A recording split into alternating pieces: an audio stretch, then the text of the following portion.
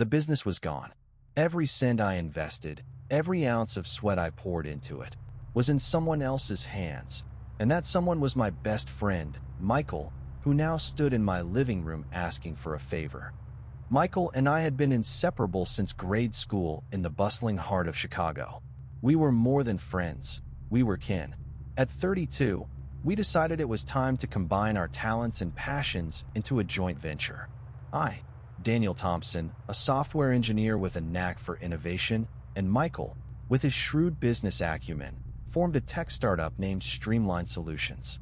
We had a shared vision and pooled our resources, each contributing $50,000 to get our dream off the ground. Those early months were exhilarating.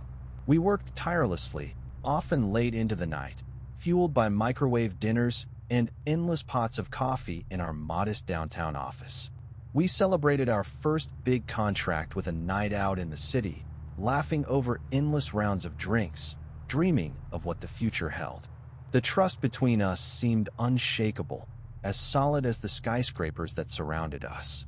However, clouds began to gather. Michael started taking calls in hushed tones, his once open calendar now peppered with private meetings. He assured me it was just business, networking to expand our clientele, he'd say with a reassuring grin. I wanted to believe him. After all, he was my partner, my friend. Yet, there were other signs I couldn't ignore. One afternoon in late March, I discovered an unfamiliar invoice in our shared Dropbox folder. It was for a luxury penthouse rental in the Loop. The amount, $7,500, stood out like a beacon.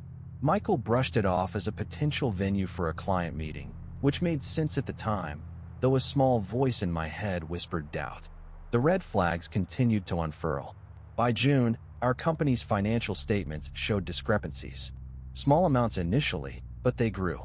I noticed withdrawals and expenses that had no corresponding receipts or explanations. I chalked it up to accounting errors, not wanting to suspect foul play. Everything unraveled on a scorching day in July. I was sitting at my desk, reviewing our quarterly report, when an email from a potential investor, whom Michael had pitched to, pinged in my inbox. The investor was thanking me for the sale of our company's shares. My heart pounded in my chest as I reread the email, each word echoing in my mind. It felt like the room was spinning and my stomach twisted in knots. How could this be? I hadn't agreed to sell anything. The truth hit me like a freight train.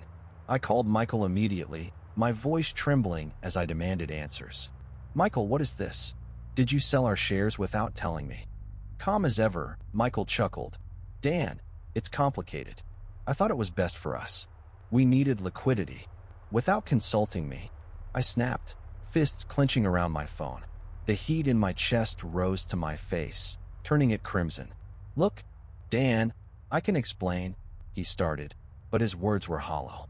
I hung up, my mind roaring with betrayal.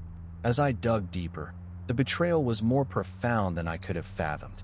Michael hadn't just sold our shares. He had methodically siphoned off funds through a shell company, padding his own pockets while leaving our business hollow.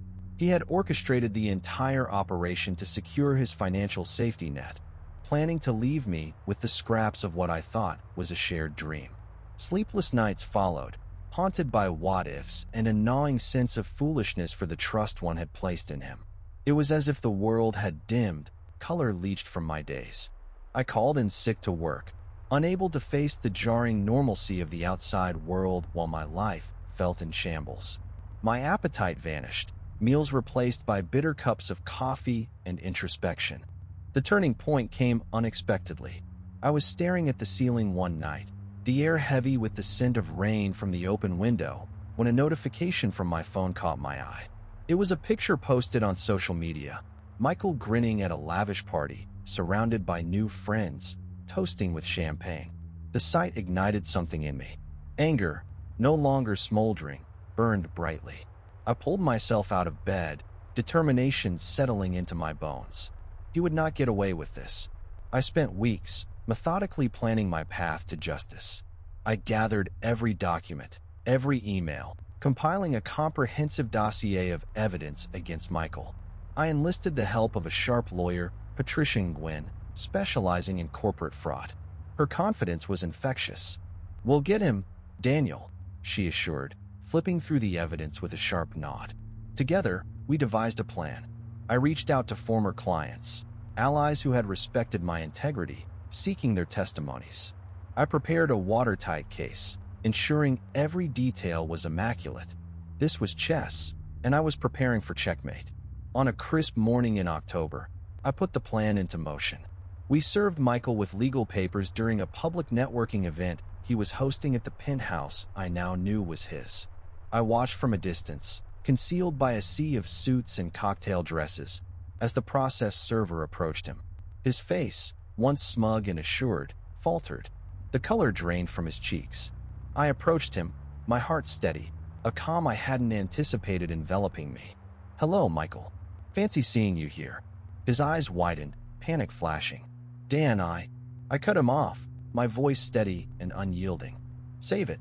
You underestimated me, and now you'll face the consequences." The crowd around us buzzed, their whispers rising like a tide. Michael's polished veneer cracked as he attempted to defend himself, stumbling over excuses. But the evidence was irrefutable, his misdeeds laid bare for all to see. He was trapped, ensnared by his own greed. In the aftermath, Michael faced legal repercussions, the courts stripping him of his ill-gotten gains. His reputation, once sterling, now tarnished, left him isolated, his new friends vanishing. The board of directors he had hastily assembled disbanded, and his assets were seized to repay his debts. He was left with nothing but his name besmirched, while I emerged victorious, the scales of justice balanced. As for me, I rebuilt. I revived Streamline Solutions, this time with partners who shared not only my vision, but my values. Our company soared to new heights, free from the shadows of deceit. I found solace and strength in new alliances, and even love, in a fellow software developer who understood my journey. Standing atop our new office overlooking the city, I felt the warmth of the sun on my face, the scent of fresh coffee wafting through the air.